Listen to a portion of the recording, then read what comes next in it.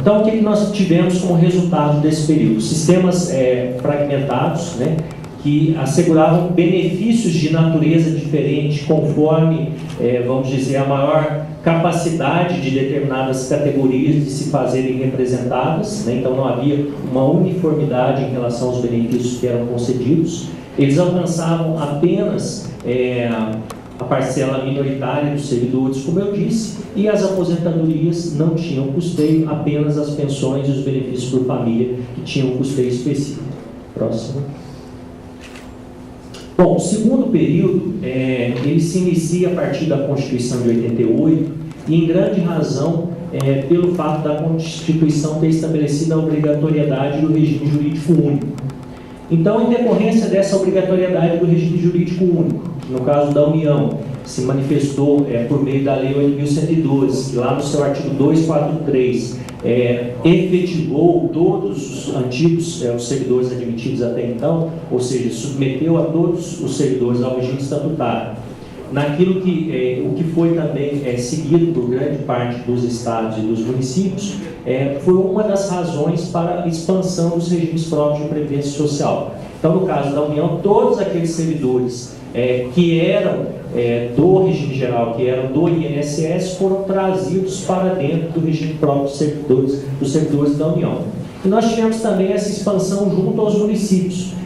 A partir do momento em que se criou um mecanismo mais eficaz de cobrança das contribuições devidas ao INSS, por meio da retenção do fundo de participação, os municípios passaram a criar seus regimes próprios de previdência social. E há um terceiro motivo, está no próximo slide. Próximo, por favor. Tá. O terceiro motivo também a ausência de normas gerais. Por quê? Porque o artigo 24 da Constituição diz que a matéria previdência social está no âmbito da competência concorrente. Então, no âmbito da competência concorrente, cabe à União estabelecer as normas gerais e os estados suplementarem essas normas gerais. E não existindo norma geral por parte da União, os estados exercem a sua competência legislativa plena e os municípios também por força quando há a predominância do interesse local, conforme estabelecido lá no artigo 30. Então, houve uma grande liberdade para, nesse período entre 88 e 98, principalmente no caso aí, os municípios criarem os seus regimes próprios de previdência social sem que existissem normas gerais de âmbito nacional para regularem a criação desses regimes próprios. Consequência, grande parte desses regimes foram criados, em sua maioria foram criados sem um estudo atuarial prévio, né? Então não houve a preocupação de se determinar qual seria o montante necessário de contribuições, de receitas, para que eles fossem sustentáveis a longo prazo. As alíquotas de contribuição criadas muitas vezes eram insuficientes, né? Nós temos vários exemplos de municípios que criaram seus regimes de previdência com alíquota de 4%, 5%, e muitas vezes não eram repassadas adequadamente. E quando eram repassadas, depois o prefeito encaminhava o projeto para a Câmara para que esse dinheiro fosse emprestado para o município. Aí ele gastava o dinheiro com outra finalidade e deixava a conta para ser paga numa próxima gestão municipal. E também as regras de concessão dos benefícios eram regras, podemos dizer assim, muito generosas, né, que permitiam aposentadorias muito precoces. Tá? Esse é um problema também para a sustentabilidade do sistema. Próximo. Bom, e aí nós chegamos ao terceiro período, que é o período que nós estamos hoje, que é o período que se inicia com a reforma da Previdência no final de 98, a emenda constitucional número 20. Essa reforma ainda no período do governo Fernando Henrique, é uma reforma que ela começou a tramitar no Congresso no ano de 95, então ela teve um período de mais de 3 anos até ser aprovada.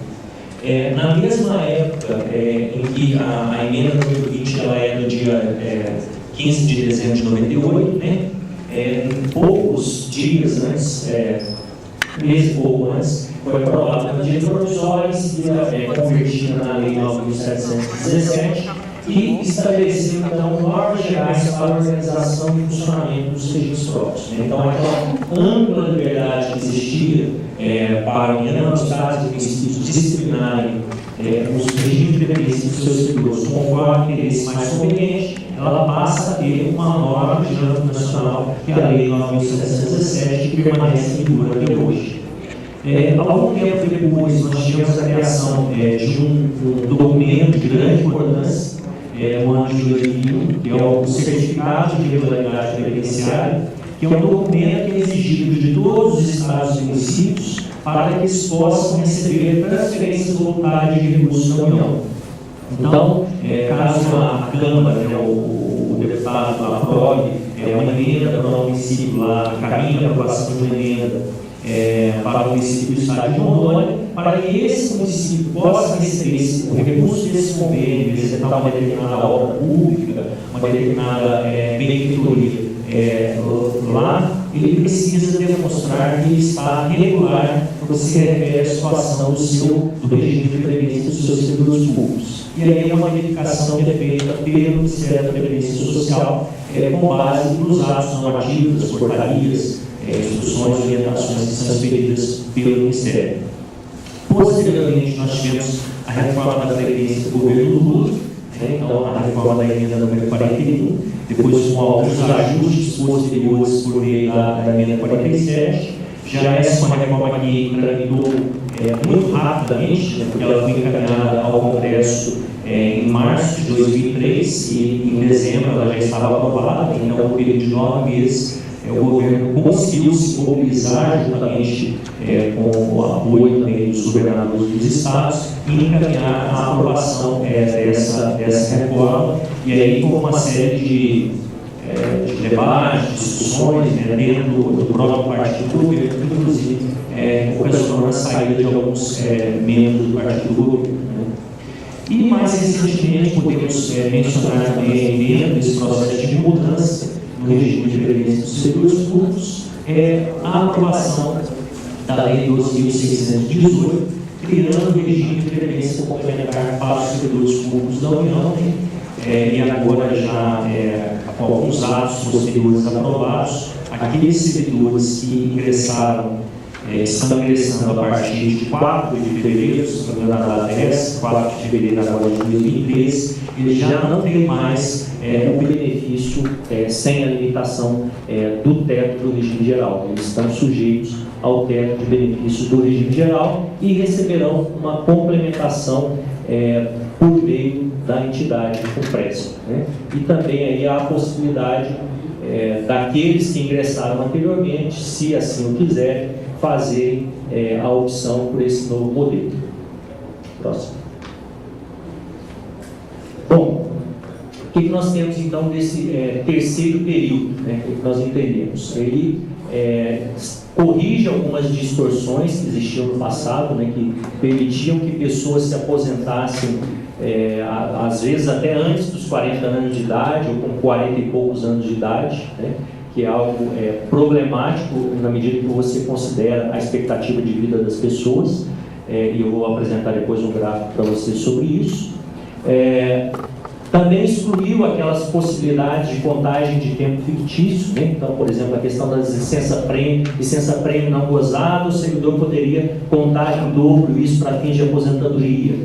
Havia arredondamentos, quando ele tinha trabalhado mais do que 180 dias, se arredondava para 1 ano. Então, algumas possibilidades de contagem de tempo fictício existiam, e também aquelas promoções automáticas ou incorporações de valores apenas para fins de concessão do benefício, que é algo fora do padrão mundial, que normalmente quando as pessoas se aposentam, elas vão no máximo assegurar aquilo que elas ganhavam ou ter alguma redução nos seus ganhos, E o nosso modelo permitia que a pessoa, ao se aposentar, passasse a ganhar mais do que o que ela ganhava antes na atividade, É algo, assim, comparativamente, é algo fora do padrão.